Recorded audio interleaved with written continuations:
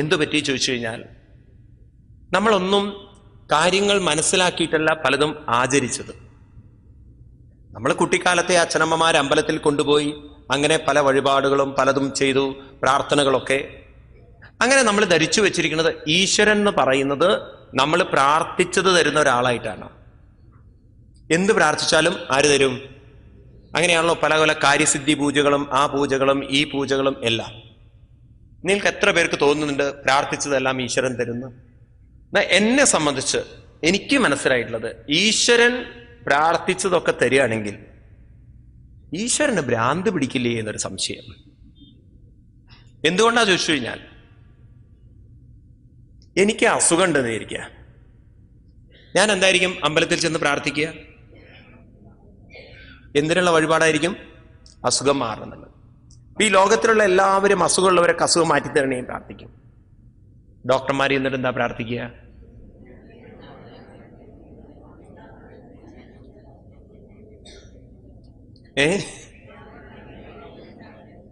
ഇത് രണ്ടും ദൈവം കേട്ട് കഴിഞ്ഞാൽ ആർക്കാ ഭ്രാന്ത് പിടിക്കുക?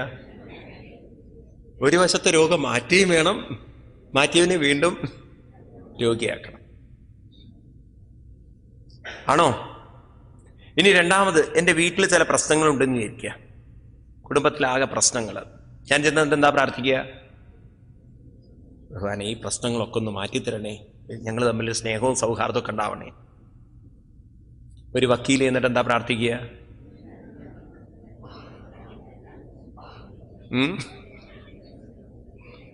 ഭഗവാനെ എല്ലാ വീടുകളിലും ധാരാളം പ്രശ്നങ്ങളും വിഷമങ്ങളൊക്കെ ഉണ്ടായാലല്ലേ നമുക്ക് നിലനിൽക്കാൻ പറ്റുള്ളൂ. ഇതും ദൈവം കേട്ട് കഴിഞ്ഞാലോ? പ്രാർത്ഥിക്കുന്നതൊക്കെ ദൈവം കേട്ട് കഴിഞ്ഞാൽ ആർക്കാ പ്രശ്നം ഉണ്ടാവുക? ദൈവത്തിനാണ് പ്രശ്നം. അതുകൊണ്ട് ദൈവം എന്ന് പറയുന്ന ശക്തി പ്രാർത്ഥിക്കുന്നത് കേൾക്കുന്ന ആളല്ല. അതങ്ങോട്ട് ഉറപ്പിക്കണം നമ്മൾ. ദൈവം എന്ന് പറയുന്നത് പ്രാർത്ഥിക്കുന്നത്. അപ്പൊ കേൾക്കില്ലേ ഭഗവാൻ? കേൾക്കും. ഭഗവാൻ എന്ന് പറയുന്നത് പുറമേ ഉള്ള ഒരാളാകുമ്പോഴാണ് നിങ്ങൾ പ്രാർത്ഥിക്കുന്നത് കേൾക്കുന്ന ആളാവുന്നത്. ഭഗവാൻ എന്ന് പറയുന്നത് നമ്മുടെ മനസ്സിനെ അവിവേകത്തിൽ നിന്നും ഉയർത്തുന്ന ആളാണ്. മനസ്സിലാവുന്നുണ്ടല്ലോ? അപ്പൊ പ്രാർത്ഥിക്കണ്ടേ സ്വാമി? പ്രാർത്ഥിക്കുന്നതല്ല നടക്കുക, പ്രവർത്തിക്കുന്നതേ നടക്കുള്ളൂ. അല്ലെങ്കിൽ പ്രകൃതിയുടെ നിയമം തെറ്റും. പ്രകൃതിയുടെ നിയമം എന്ന് വെച്ചാൽ ഫലം നിശ്ചയിക്കുന്നത് പ്രാർത്ഥനയല്ല, ഫലം നിശ്ചയിക്കുന്നത് പ്രവൃത്തിയാണ്. ആണോ അല്ലയോ? ആണോ? കുട്ടി പരീക്ഷയ്ക്ക് എഴുതി വെച്ചു, 5ാം ക്ലാസ്സിൽ 6ാം ക്ലാസ്സിൽ പഠിക്കുന്ന കുട്ടി എഴുതി വെച്ചു, കേരളത്തിന്റെ തലസ്ഥാനം തൃശ്ശൂർ എന്ന്. എന്നിട്ട് വീട്ടിൽ പൂജാമുറിയിൽ നിന്ന് പ്രാർത്ഥിക്കുകയാണ്, ഹരപ്പ കണ്ണു തുറക്കണേ, കേരളത്തിന്റെ തലസ്ഥാനം തൃശ്ശൂരാവണേ എന്ന്. മുത്തശ്ശി ചോദിച്ചു, എന്താണ് വിഡ്ഢിത്തം നീ പറയണത് എന്ന്. മുത്തശ്ശി അറിയാതെ എഴുതി വെച്ചു പേപ്പറിൽ കേരളത്തിന്റെ തലസ്ഥാനം തൃശ്ശൂരാണെന്ന്. ഇനിയിപ്പോ പ്രാർത്ഥിച്ചാൽ മാറുമോ? മാറില്ല. ഇതുപോലെ നമ്മുടെ കർമ്മങ്ങളുടെ ഒന്നും ഫലം മാറ്റാൻ ആർക്ക് സാധ്യമല്ല? ദൈവത്തിന് സാധ്യമല്ല. നിങ്ങൾ നോക്കൂ, ഓരോ പുരാണങ്ങൾ എടുത്തു നോക്കൂ, രാമായണം നോക്കൂ. ദശരഥ മഹാരാജാവിന്റെ പുത്രനാണ് ശ്രീരാമസ്വാമി അല്ലേ?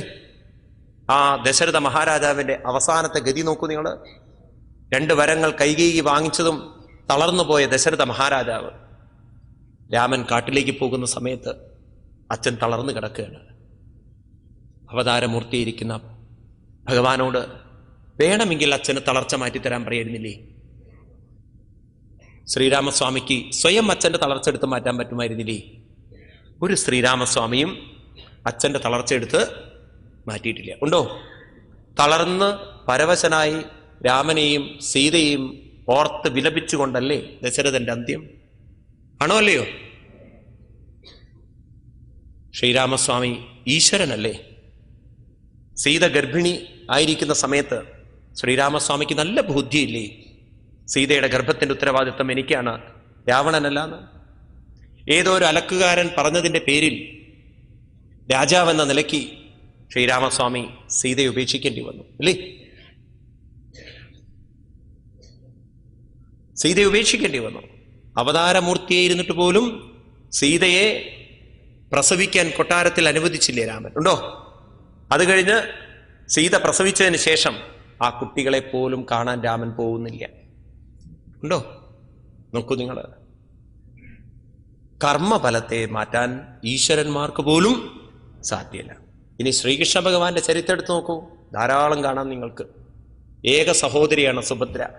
ആ സുഭദ്രയുടെ പുത്രൻ യുദ്ധക്കളത്തിൽ അഭിമന്യു പെടഞ്ഞു വീഴുന്നത് കൃഷ്ണൻ നോക്കി നിൽക്കുന്നില്ലേ?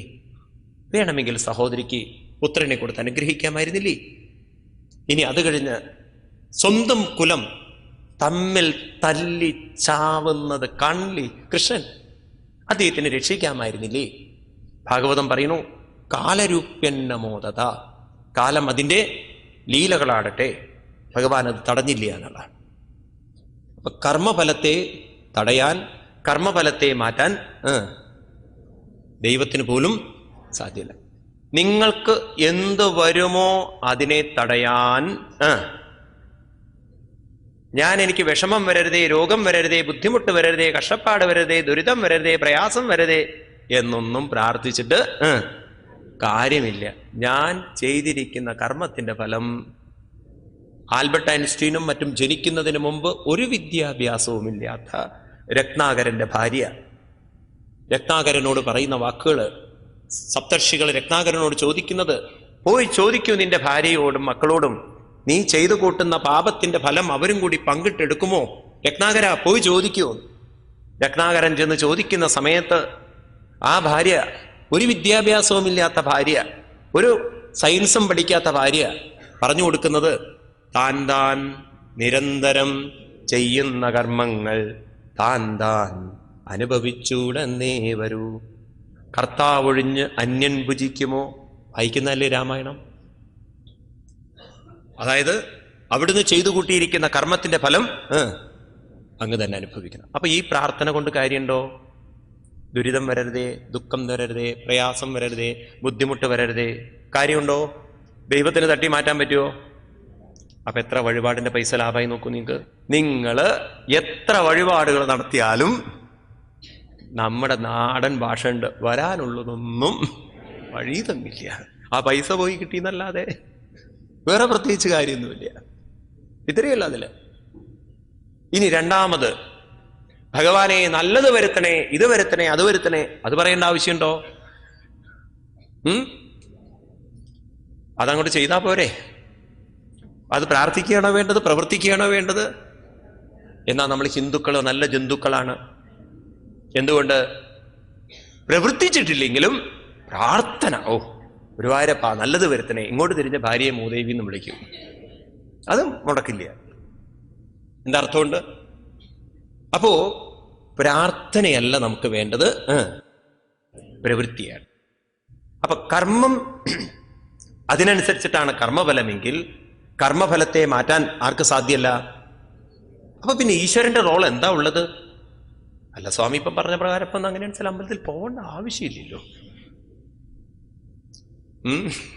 പണി പകുതി കുറഞ്ഞു കിട്ടി, അമ്പലത്തിൽ പോകണം. അതെന്തിനു പോണം? അത് പ്രാർത്ഥിക്കാനല്ല പോകേണ്ടത്. അവിടെയാണ് നമുക്ക് തെറ്റ് പറ്റിയത്. നമുക്ക് വേണ്ടത്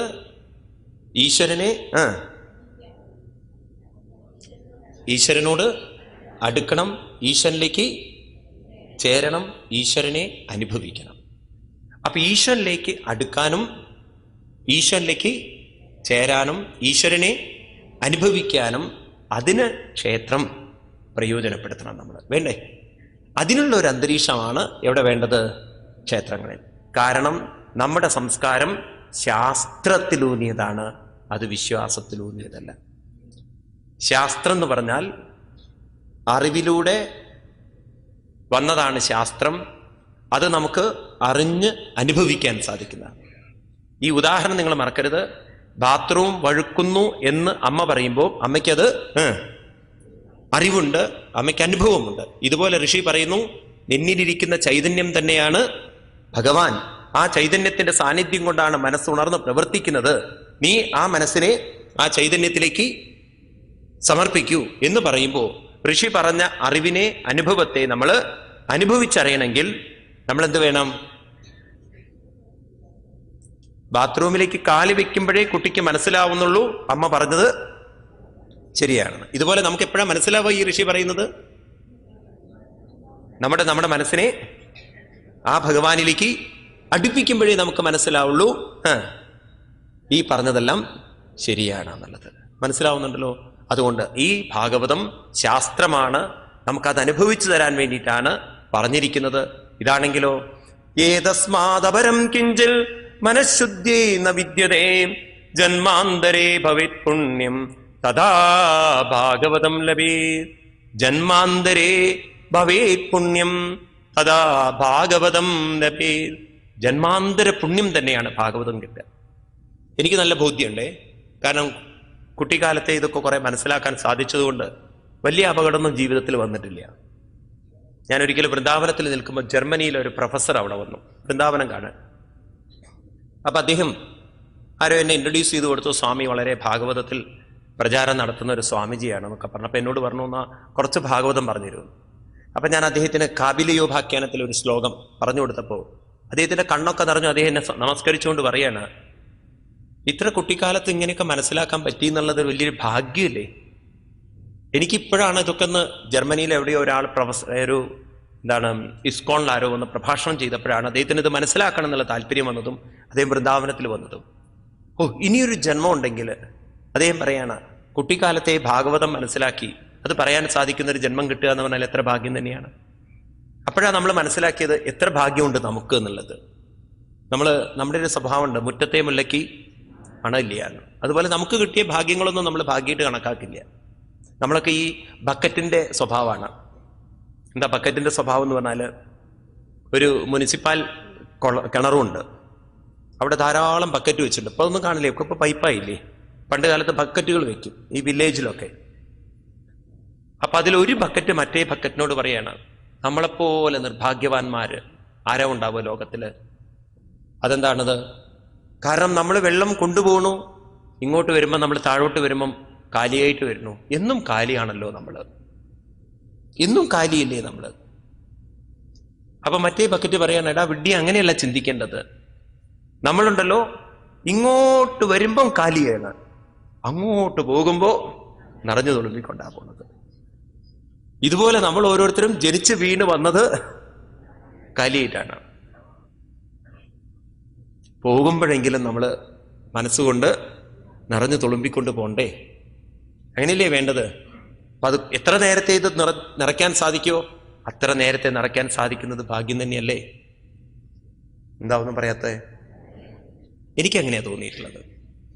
അപ്പൊ നമ്മൾ മറ്റേ ബക്കറ്റിനെ പോലെ ചിന്തിക്കരുത്. എന്ത്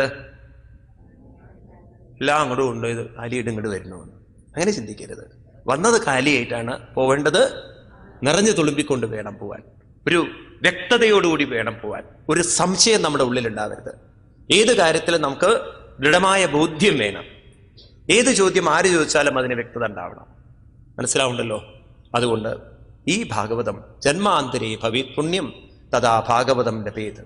ഈ ഭാഗവതത്തെ ശ്രീശുക ബ്രഹ്മർഷി പരീക്ഷത്തിന് അനുഭവ ബോധ്യമാക്കി കൊടുത്തു.